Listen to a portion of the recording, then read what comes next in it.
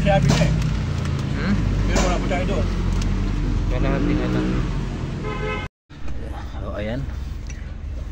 Linis muna tayo ng cylinder block. Tapos na tayo mag-replace ng cylinder head. Ito naman, linising maigi para kumapit ang kanyang head gasket. Ano to? Cummins engine, Photon, China. Naghalo ang langis sa tubig at saka overheating. Bagong gawa ito sa iba, kaya lang nag-overheat ulit. So napansin namin nung nagluwag kami ng head bolt ay maluwag siya. Tapos ito rin may sugat yan, okay lang yan, kahit medyo may kunting singaw, okay lang yan, diesel naman ito eh. Tapos ito naman may sugat din medyo malalim siya ng konti, tapos tumutulay dito sa kanyang daanan ng tubig. Pero yan ay siguro obra pa yan. Ang gagawin natin, didikit tayo ng shellac gasket para mapigilan ito, o kaya ultraband ang tawag dun. Ultraband ba yun o may tiband? Yan, malinis na, salpak na ang head saka cylinder head gasket. Yan, Cummins engine, Photon mga paps, Photon Tornado. So ayan mga paps, sinigurado ko na hindi tayo magbabag job. Ayan. Yan. Pinahiran natin ng shellac gasket cement. So ito yun. Yan. Kasi ang issue nito, naghahalo ang langis sa tubig. Kaya yan, siniguro ko na. Yan. Yan. Pinapatuyo lang muna natin ng ilang minuto. Pagka tuyo na, ay kakabit na natin ito, isasalpak. Kasi ano lang yan, parang rugby. Pagka basa pa na dinikit mo, hindi siya kakapit. Kailangan ay tuyo na siya para paghigpit mo parang siya, guma na kumakalat. Pagka basa pa yan na hinigpitan mo, inilapat, hindi siya maging epektibo mga paps. So kailangan tuyo yan, ganyan. Paano malalaman na tuyo na? Hawakan mo, ayan, tuyo na nga siya. Ayan, dito sa kabila, tuyo na rin. So ngayon salpak na natin yan. Tara. Ayan. Kasi ganito mga metal gasket ay hindi ako nagkukumpiyansa. Talagang pinapahiran ko yan ng shellac gasket para lifetime andyan na siya, wala nang baklasan. So ayan, ayan. Ngayon ilapat na natin ang head gasket mga paps.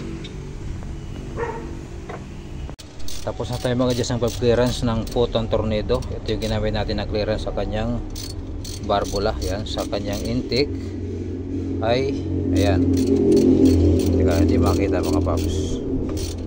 Sa kanyang intake ay 0.33 mm. Dito tayo sa ayan, 0.33 mm. Sa exhaust naman ay 0.58. yan, exhaust 0.58, intake 0.33. yan po ang clearance ng Cummins engine na Photon Tornado na ang makina ay ISF 3-8. yan,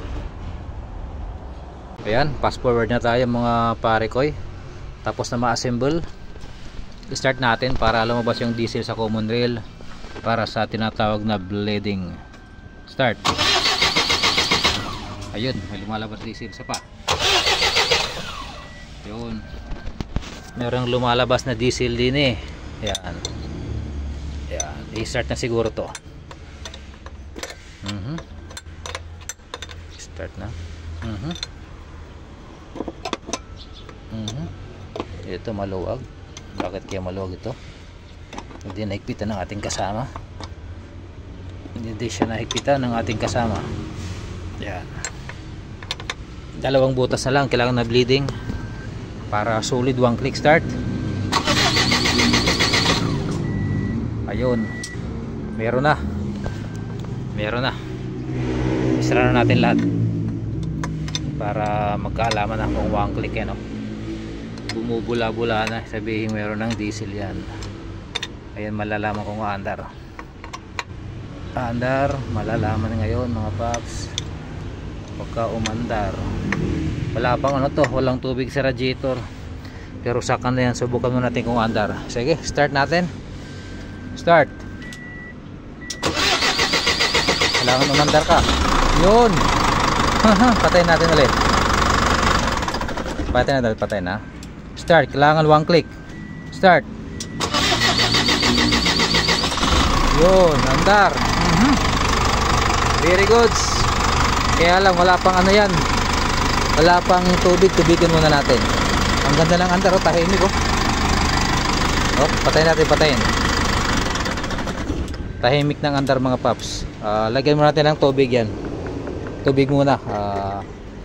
Para tuloy-tuloy na papainitin natin. Tingnan natin kung mag-overheat pa rin mga paps.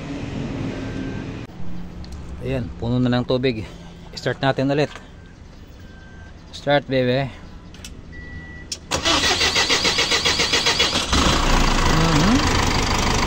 Start.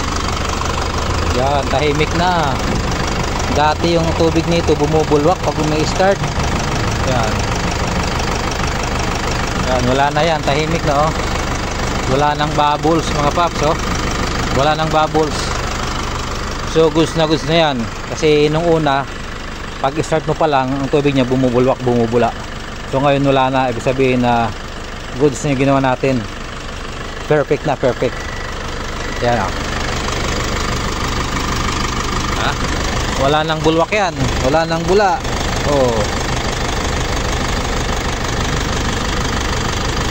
Oh, yan, di ba?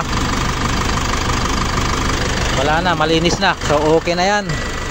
Pwede na yan, di na kailangan i-road test. Monitor na lang kung mayroong leak ng tubig at saka lang isa ilalim. Yun na lang. Pero sa ganyang andar, tahimik, walang kang hinig-hinig oh.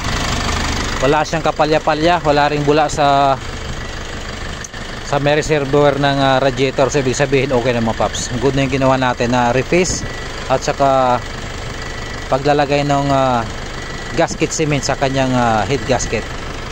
Okay na.